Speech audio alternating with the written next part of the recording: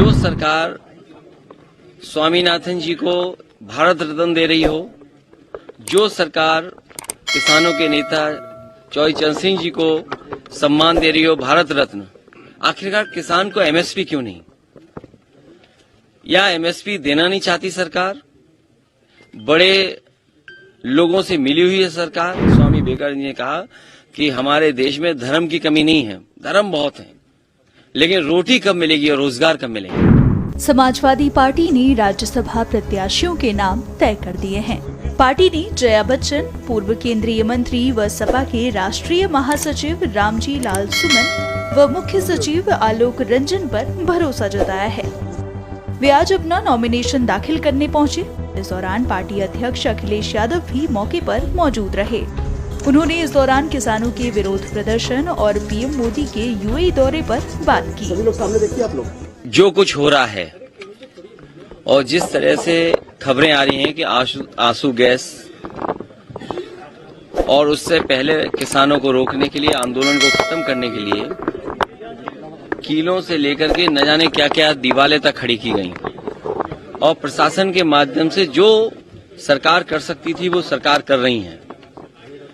दिल्ली की सरकार जानबूझ करके किसानों की आवाज दबाना चाहती है। ये वही सरकार के लोग हैं जिन्होंने किसान को कहा कि उनकी आय दोगुनी हो जाएगी, फसल की कीमत मिलेगी, एमएसपी लागू करेंगे। कुछ वर्षों पहले हमने और आपने देखा किसान आकर के धरने पे बैठ गए।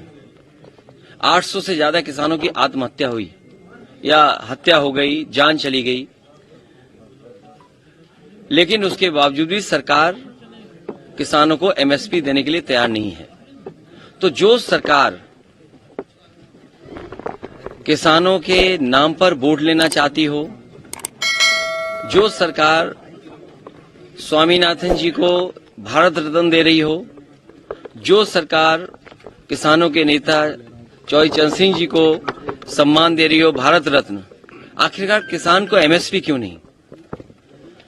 या एमएसपी देना नहीं चाहती सरकार? बड़े लोगों से मिली हुई है सरकार।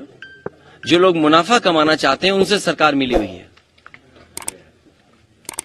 और उसी का परिणाम यह है कि किसान की आवाज दबाने के लिए लगातार सरकार इसी तरह का व्यवहार कर रही है किसानों के साथ।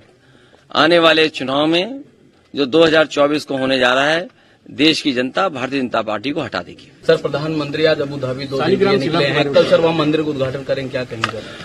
उसमें क्या कहना, वहाँ की सरकार ने बुलाया है, वहाँ के लोगों ने बनाया है और हमारे भारत का और भारत में हर जगह भगवान के मंदिर हैं, कौन सी जगह नहीं है और दुनिया में फैले हुए हैं। यूरोप में चले जाएं, अमेरिका चले जाएं, भगवान कृष्ण के न जाने कितने मंदिर आपको मिलेंगे।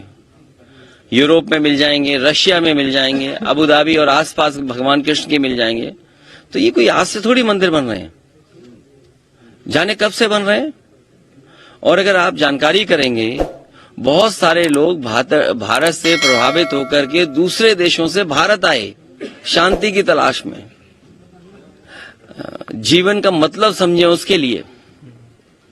बीटल्स के बारे में सुना होगा, जिस समय वो पीक पे थे अपने, उस समय भारत में ही आए और कई आश्रम में रहे और भगवान कृष्ण के शरण में भी रह गए।